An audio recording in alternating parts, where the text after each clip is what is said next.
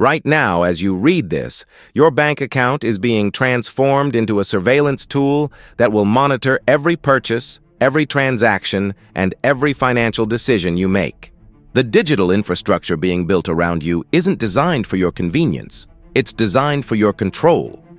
If this sounds alarming to you, please subscribe to stay informed about these critical developments and share your thoughts in the comments about how these changes are affecting your own banking experience. Your awareness and engagement are crucial as we navigate this unprecedented shift in global finance. The morning light streams through the windows of central banks across the globe, illuminating screens displaying real-time transaction data from millions of accounts. In Basel, Switzerland, the Bank for International Settlements monitors the pulse of digital currencies flowing through networks that didn't exist just 5 years ago. About 94% of central banks are engaged in some form of work on CBDCs, according to a 2024 Bank for International Settlements survey. 11 countries have fully launched a digital currency, and pilots are underway in more than 36 others, creating a web of financial surveillance that spans continents. This isn't a distant future scenario. It's happening now, in real time, as governments and financial institutions race to implement systems that will fundamentally alter how money works. The transformation began quietly, hidden behind technical jargon and regulatory announcements that few people bothered to read. Central bank digital currencies, or CBDCs, were introduced as convenient alternatives to cash, promising faster transactions and reduced costs.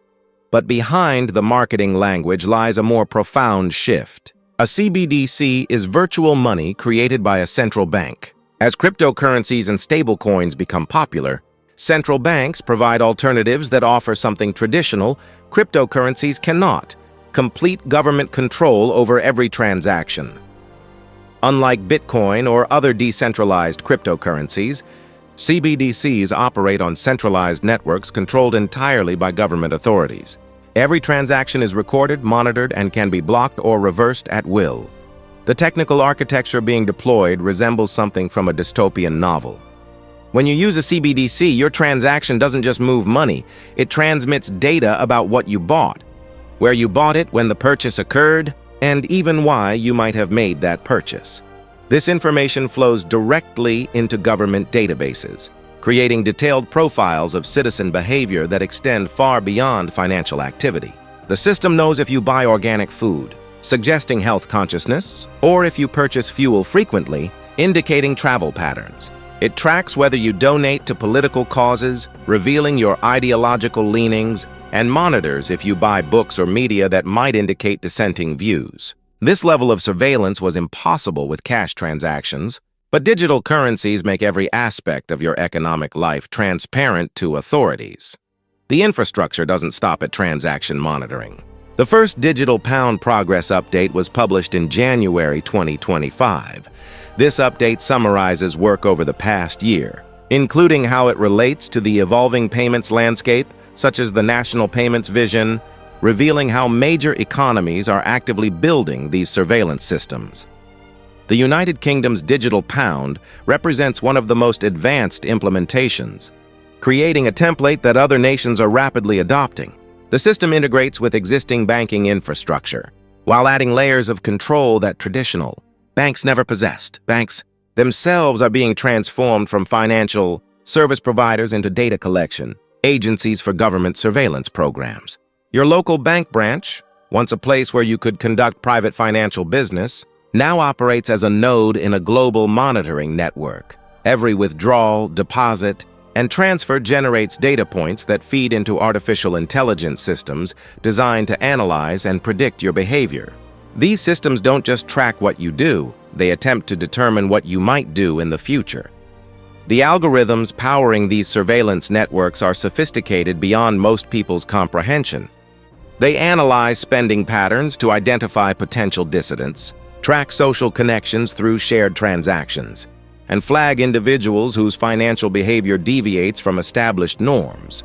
If you suddenly start buying camping equipment and non-perishable food, the system might flag you as preparing for social unrest. If your transaction patterns change after attending certain political events, algorithms notice and create risk assessments about your future behavior. This digital transformation extends beyond mere transaction monitoring into comprehensive identity verification systems. Vietnam freezes millions of bank accounts without biometric ID, advancing a cashless system many call a Great Reset warning, demonstrating how quickly financial access can be tied to government-controlled identity. Systems Vietnam's approach serves as a testing ground for policies that are being developed and prepared for implementation in Western democracies. Millions of Vietnamese citizens found themselves locked out of their own money overnight, simply because they hadn't submitted to biometric scanning requirements.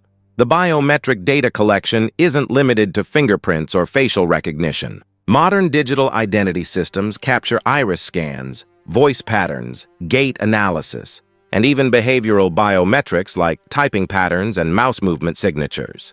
This biological data becomes permanently linked to your financial profile, creating an unbreakable connection between your physical body and your economic activity. Once enrolled in these systems, opting out becomes virtually impossible, as your biometric signatures remain in government databases indefinitely.